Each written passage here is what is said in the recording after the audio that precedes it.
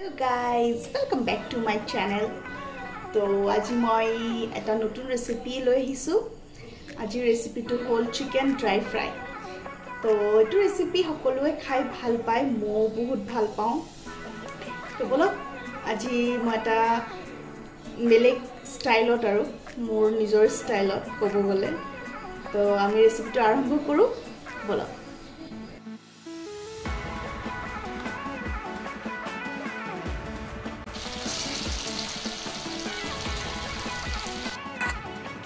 এয়া মই চিকেন লৈ লৈছোঁ আপোনাৰ 300 গ্ৰাম চিকেন লৈছোঁ আৰু চিকেনৰ পিচবোৰ সৰু সৰুকৈ কাটি লৈছোঁ আৰু ধুনীয়াকৈ ধুই লৈছোঁ। এতিয়া এচামুচ নিমখ দি লৈছোঁ মই আৰু এইখিনি মই সানি ল'ম। তাৰপিছত ইয়াত মই ডাঙৰ এচামুচ আদা আৰু নহৰু পেষ্ট লৈ ল'ম। তাৰপিছত এচামুচ জিৰা পাউডাৰ লৈ ল'ম।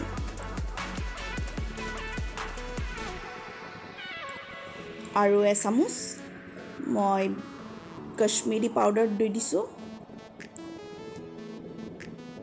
আৰু এচামুচ তন্দুৰী মছলা। তন্দুৰী মছলাটো অপশ্যনেল হয়, দিলেও দিব পাৰে, নিদিলেও মানে একো প্ৰব্লেম নহয়। এয়া কণী এটা ভাঙি দিম মই এতিয়া আৰু 2 চামুচ কৰ্ণফ্ল'ৰ লৈ ল'ম। ডাঙৰ চামুচেৰে কৰ্ণফ্ল'ৰ ল'ব আৰু ময়দা 2 চামুচ বা 2.5 চামুচ লৈ ল'ব। সব ডাঙৰ চামুচেৰে লোৱা হৈছে মোৰ।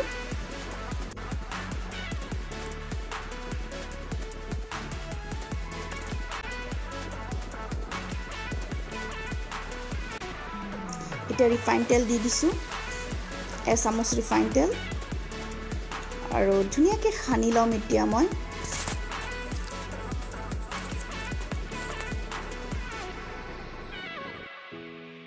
ভালকৈ মিক্স কৰি ল'ম আৰু 20 বা 30 মিনিটছৰ কাৰণে মই এনেকৈ মেৰিনেট কৰি থৈ দিম।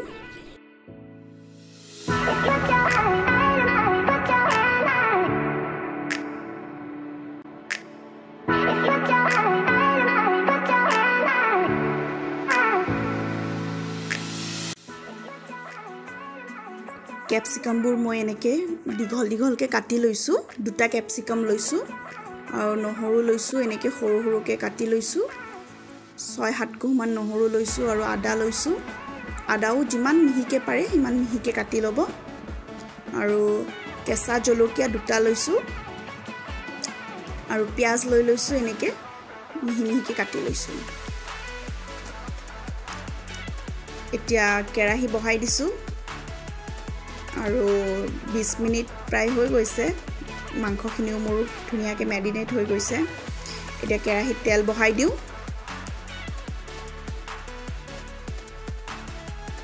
আৰু চিকেনবোৰ দি দিম।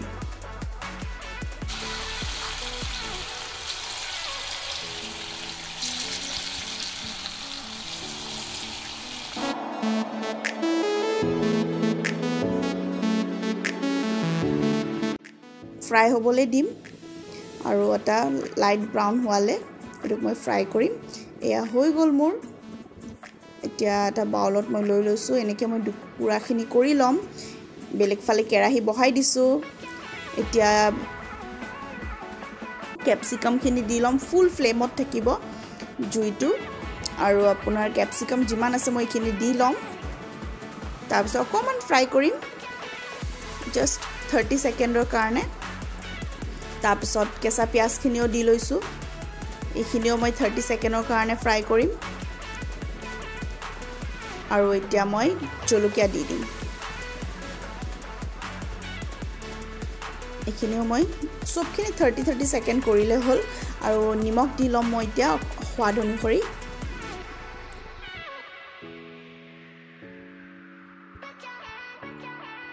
আৰু এতিয়া আদা নহৰুখিনি দি ল'ম আৰু 1 মিনিটৰ কাৰণে মই এনেকৈ মিক্স কৰিম। এইটো পূৰা ফ্ৰাই নকৰিব, জাষ্ট এনেকুৱা। আৰু চিকেনৰ ওপৰতে মই এনেকৈ দি লৈছোঁ।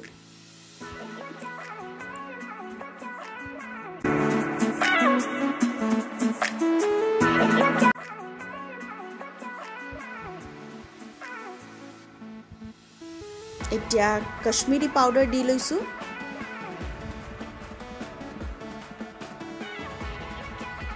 কাশ্মীৰী পাউডাৰ বেছি নহয় আধা চামুচ দিব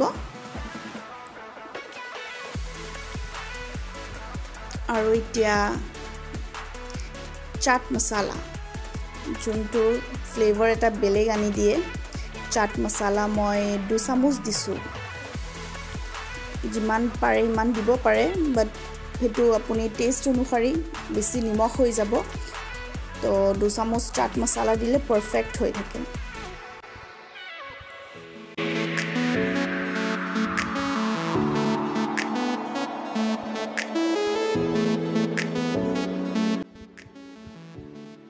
সঁচাকৈ খাবলৈ বহুত টেষ্টি হৈছিল আপোনালোকে শিওর ট্রাই কৰিব আৰু আপোনালোকে নিজেও ক'ব যে খাই কিমান ভাল লাগিছে ক্ৰাঞ্চিনেছটো পুৰা আছিল চিকেনত এতিয়া মই ধুনীয়াকৈ শেক কৰি দিম মানে ধুনীয়াকৈ মই মিলাই লম সবখিনি যত যিমান জি দিয়া আছিল সবখিনি মই এখন প্লেটেৰে এনেকৈ বাটিটো আৰু প্লেটত মই ধুনীয়াকৈ শেক কৰি দিম যাতে সবখিনি ধুনীয়াকৈ মিক্স আপ হৈ যায় আৰু হৈ গ'ল এয়া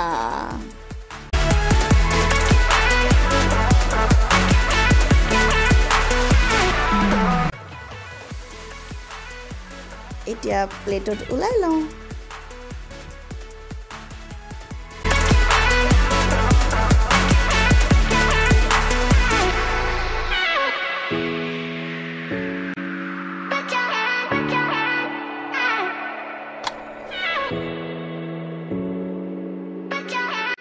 গুণটো বহুত ধুনীয়া ওলাইছে ৰেচিপিটো দেখিবলৈ যিমান ধুনীয়া হৈছে ন সঁচাই কৈছোঁ খাবলৈও সিমানে ভাল লাগিছিলে ক'ব গ'লে এটা কালাৰফুল ৰেচিপি হৈছে গ্ৰীন ৰেড ব্ৰাউন হোৱাইট সব কালাৰে পাই যাব আপুনি এইটো ৰেচিপিত তো আপোনালোকেও ট্ৰাই কৰিব ঘৰত আৰু কমেণ্ট বক্সত জনাব মোক যে কেনেকুৱা পালে খাই কেনে আৰু যদি এইটো ৰেচিপি আপোনালোকৰ ভাল লাগিছে তেন্তে লাইক আৰু শ্বেয়াৰ কৰি দিব আৰু যদি এতিয়ালে মোৰ চেনেলটো সাবস্ক্ৰাইব কৰা নাই তেন্তে প্লিজ সাবস্ক্ৰাইব কৰি দিব আৰু ওচৰত থকা বেল বাটনটো দবাই দিব যাতে মই আপলোড কৰা লগালগ আপোনালোকে গম পাই যায় আৰু ৰেচিপিবোৰ চাব পাৰে আৰু ঘৰতো ট্ৰাই কৰিব পাৰে তো আজিলে ইমানে পুনৰ লগ পাম অতি সোনকালে আন এটা ৰেচিপিৰ হৈতে তেতিয়ালৈকে বহুত বহুত ধন্যবাদ আপোনালোকে ইমান কম সময় দিয়া বাবে তো বাই বাই